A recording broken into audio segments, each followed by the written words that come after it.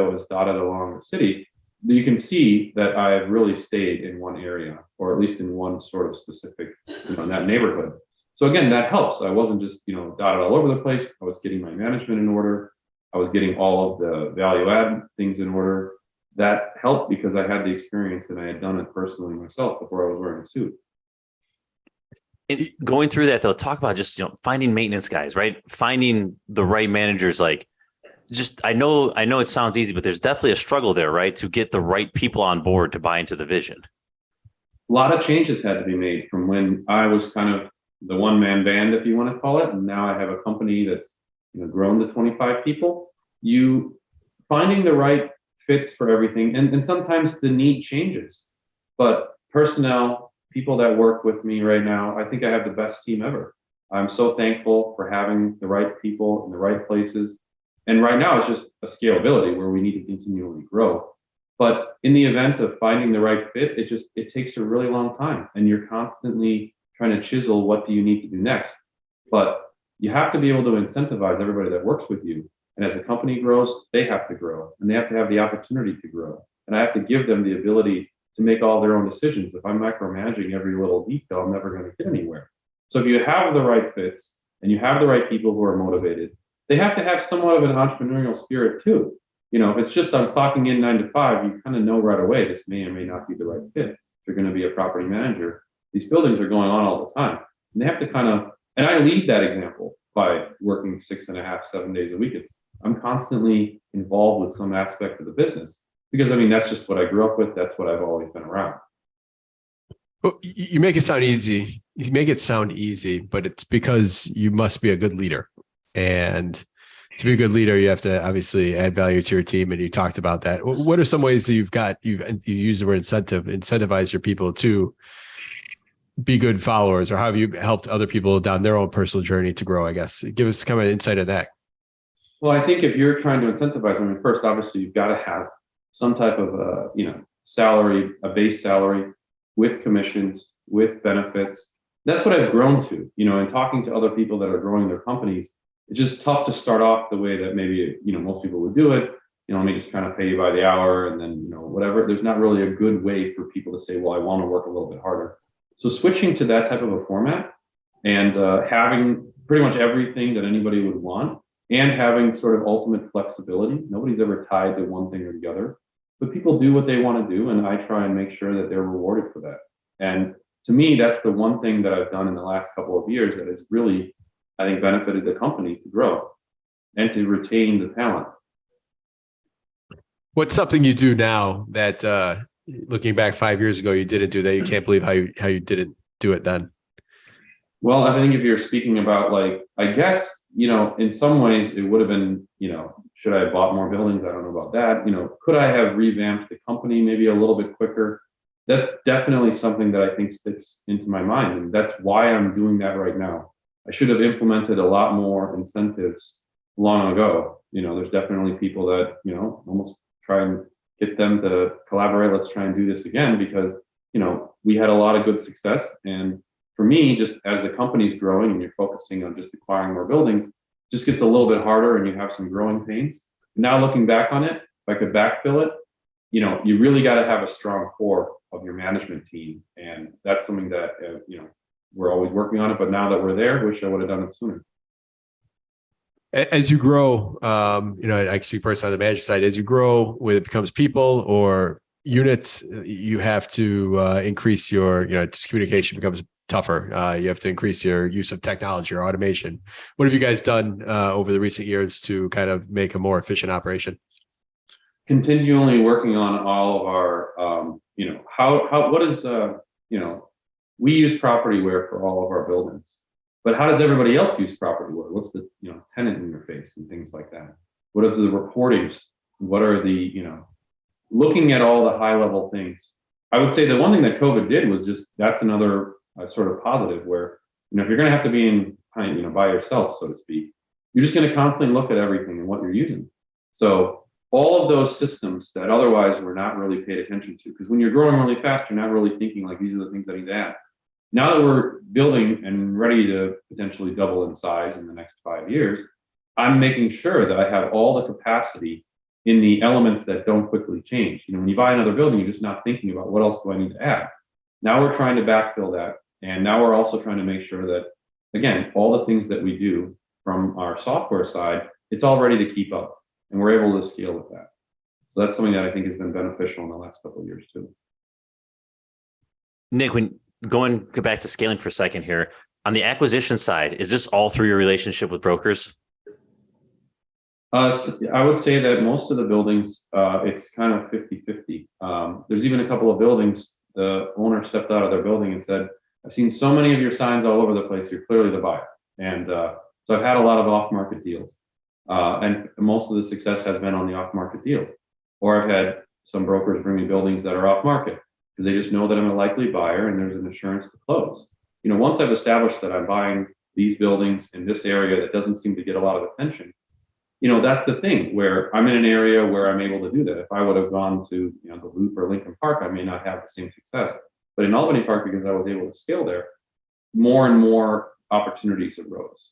But, you know, a lot of them are going to be on the market, but a lot of them are going to be off the market. And I earned that through what I was able to show in practice. That doesn't happen on your first building. You're not going to get offered anything off market. You made the comment earlier that you moved away from Albany Park to other areas that you weren't able to touch before. Kind of break down, is that more of just a down payment thing? Is that project size? Talk to us about that piece of growth and what you couldn't do originally that you can do now based on where you've grown to. Well, I think that Albany Park it still has a lot of opportunities for growth. And so that's why I was going there originally, because I found an opportunity. I enjoyed what I was doing. I knew that I was making the neighborhood stronger. And I knew that I couldn't compete with the other neighborhoods that were already hot. I mean, if it's a neighborhood you've already heard of, so to speak, in this day and age, you're thinking, well, I'm competing with so many other long-term owners who are also vying for the same properties. And yes, the check size is much larger. But I think that in this opportunity where there's looking like a recession, it's kind of the best opportunity to go to the neighborhoods that you probably wanted to in the first place, because if you're already going to have to, quote, overpay for something, you're going to have to do that when there's a down type of recession, because you're going to have to try and hopefully not have as much competition. But back then when I was in Albany Park, it didn't seem like there was a lot of other people who were looking. In fact, the amount of units that I have there, there's just not a lot of other people that have that type of units in the area. And so I was just trying to unify that. I saw that there was an opportunity. I knew that Montrose and Lawrence were really neglected. And I knew that I could bring something to the neighborhood that hadn't been there before. And so that's the way that I had started. But now that I've already done that, obviously I could continue doing that. But now that I have an opportunity, and because of the sort of the signs of the times, that's why my last, or soon to be 5 buildings this year bought in Lincoln Square. That's because I'm able to do it. And that's where I've just been focusing. But I still, if I wanted to push more in Albany Park, sometimes I see buildings I don't buy, but and then they never trade. So I guess I could still go back and buy them, but I just found that my time has been spent just over here because I'm able to afford the opportunities in Lincoln Square now. Got it. I gotta believe too, just not being scared of that mixed use has got to be an advantage, right? That pool of buyers gets a little bit smaller. It's funny, the things that I did, and I was looking at, you got to find some of your mentors, and what Hayes had done on Ravenswood with all the industrial buildings. I thought, well, if I kind of take the same model and I apply it to another class of buildings, mixed use, it was like everybody wants to run away from it. And I feel like because I've made it a priority, that was the one thing that I did that I thought would be very helpful. And that's what I did when I needed to scale. You have to go into something that everybody else doesn't want to do. And if you could find a solution, and if you can make it work, and then we have the proof of concept. And so that's what I think gives me sort of the vision to go forward, that I can continually do that. But it's a much tougher than, I want to buy, a multifamily building in a nice neighborhood. It's like, we're picking a neighborhood that needs a lot of infrastructure, and we're also picking an asset class that nobody else wants to deal with. They still don't want to deal with it. I don't know anybody else that's like, I really want to do that. But I hope that there's going to be other people that do that. And I'm happy to share that plan, and hope, because I can't do it all myself. I want other people to be able to, take part, but they have to be able to reach down for that type of portfolio. And what I mean by that is, when I buy a building, if it's 10, 20, 30 units and it has heavy value add, I can afford that to absorb whatever the problems are going to be. If you're a first-time buyer and you're buying one retail with 3 apartments, that's still maybe a little bit too much. That'd be like reaching up to something. You've got to have something established first before you can get to it. It's definitely level 2, level 3 type stuff as opposed to the entry level. Yeah, no, it's a great point, because we hear it all the time when we go to meetups that, I want to scale, I want to do this, I want to do this. And it's like, okay, what do you have in your, what's your portfolio today? And it's, well, nothing. It's like, okay, well, how's that a 2-unit? Like, let's get our feet under the ground here. And like, let's go through a transaction before, you start talking about, should I buy an 8-unit or a 12-unit type of conversation? Well, yeah, and then I also ask them, like, what kind of car do you drive? What kind of phone do you have? And how many times have you been to Starbucks this week? All of your down payment is going to so many other things. You also can't buy a building in an area that you've heard of. You got to go to another neighborhood in order to buy your first building. You got to live in the basement or the non-conforming unit. You got to do something that's going to be able to get you that first building at a very, reaching down type of a position, as opposed to stretching everything to max, not having the ability. I mean, those are the things that I would just say is like very important things to think about. Quit spending your down payment every day. Yeah, we were talking to a guy today that he's buying a 3-unit through a VA loan, and garden is about $1,300 market rent, and the top 2 units are $2,500 each. He's like, "Yeah, I'm going to move to the second floor." I'm like, "What are you doing, man? Like, move into the garden." Like, suck it up. We ran numbers for him both ways, and I'm like, "Look at what's going to happen just on your cash flow, your pay down, like all these things." So, absolutely, so live in the basement is the best advice to give to anybody, and that's what you have to do. Or if you have the ability to, build another unit in the basement, if you have to somewhat, whatever it is that you can do that's going to help you get that building, and then hopefully you can then rinse and repeat. But it starts off very slow. I mean, the first building you might buy, it might take you 5 years, and it might take you another couple of years after that before you buy your second. It's not like 1, 2, 3. Yeah, one of the things I want to pull out from earlier in the conversation is, you said you took over the portfolio and then didn't buy anything for 24 months. Right. Like if you would have bought 100 units that first year, like this probably be a different conversation we're having. Right. Like, no, it was one of those things where it was just like, okay, everything's kind of getting stabilized. We don't have any more problems anymore. And then I thought to myself, well, we were doing still construction on a much smaller scale with the existing stuff. And it was, all right, well, now we need to do something else. We almost need another project. And we actually started with a 3-flat. And, then that kind of scaled from there. But you definitely want to make sure that you've stabilized whatever you have first before you jump to the next thing. And it was the ability to do the amount of buildings that we were doing per year that was allowing us to continually grow like that. And then in 2019, 2020, I didn't buy anything then until like almost this year. So it was another 2-year break to really get everything in order, get stabilized, and get ready for another 100+ unit per year buying opportunities that are going to happen right now. Yep. All right. So you mentioned you guys if I heard you correctly, looking to double in the next 5 years.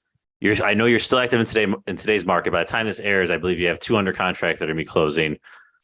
Talk to us. How are you still making moves in this market, and what do you expect, in 2023? Well, everybody's talking about the recession. Everybody's talking about how everything's going to be falling apart. And I know that means that there are going to be some people, are going to be in a position where they're going to have to either liquidate, or there's going to be keys back to the bank or anything else. I haven't seen a lot of that right now, but in gearing up for what might happen, it's, I'm thinking that 2023 is going to be a wonderful buying opportunity for many people. And it's whoever's got the capital ready to go. Those are the ones that are going to take advantage of that. For myself, we are kind of pushing these 2 closings in before the end of the year, 60 more units in Lincoln Square. I may not be able to buy anything necessarily in the first quarter or 2, but, definitely once everything kind of gets stabilized, once we can kind of see what the spring market's going to be like, I think there's going to be a lot of opportunities for people. In fact, the last couple of buildings that I bought, I've seen that there's some situations in which if you can write extremely strong terms, cash, close in 30 days, no contingencies, that's that way that you're getting contracts if you're going to try and negotiate the best price. Potentially scaling or doubling in the next handful of years, what do you see to be your biggest obstacles in your way that you have to figure out between now and doubling? I think I actually am trying to get better at doing more construction in less time. So another key piece to getting anything value added is the duration of which that unit is down or building is down. So I'm trying to grow, not only just having 1 team of contractors, let's just try and have 2. That's kind of for the first time that I'm trying to scale that. So that way I can get the work done quicker, I can get the building online, and I can move on to the next project. So to scale and to sort of accelerate that scale, the downtime has to be minimized. And that's just what I'm working on right now, to try and rinse and repeat quicker. Because you can recycle the capital that way by purchasing the building, doing the value add, renting it faster, refinancing it, putting on the shelf, and then taking that same equity and moving it to another building. Good stuff. It sounds so simple. I think that, everything that we're talking about right now is definitely not level 1 type stuff. This is like the level 2, level 3. None of it's really on Google. A lot of the things that I talk about, a lot of things that I do, you're either talking to the people that are in the industry, or you're kind of inventing it a lot on your own. And you have to constantly, test things out and talk to people and then use it in practice. And I found a few things that have absolutely worked. And that's what I think has helped me a lot. But everybody who's starting off, it's like the starting off stuff is a different situation. Oh, all good points. Mark, we packed a lot in here. You got anything else to add, or is it time to wrap? That's a wrap. Let's do it. Nick, we're All right. hitting you with the 6 questions we ask everyone. All right. Wonderful. Let's go. What is your competitive advantage? How have you been able to do all this while so many others wish they could? I've just been focused. You put in the work. I've surrounded myself with the right people. And most of the time, you want to be the dumbest person in the room. Not hard for me, but all right. What is one piece of advice you would tell someone that has yet to buy their first property here in Chicago? Must definitely save. You got to save your money. Quit spending your down payment every day. I like that one too, man. We got a brick logo out of this episode, and quit spending your down payment. Yeah. All right, Nick, you got to find something outside of real estate. What do you do for fun? I definitely I like vintage Cadillacs. So one of the things that I thought originally was I was going to buy more buildings and buy more garages so I could buy more cars. And for the most part, I did. So I enjoy Cadillacs of the late 50s and early 60s. Which one's All your right. favorite? I mean, it's tough to say that because I have a bunch of different ones, but for the most part, you're going to love, like a 59 convertible. There you go.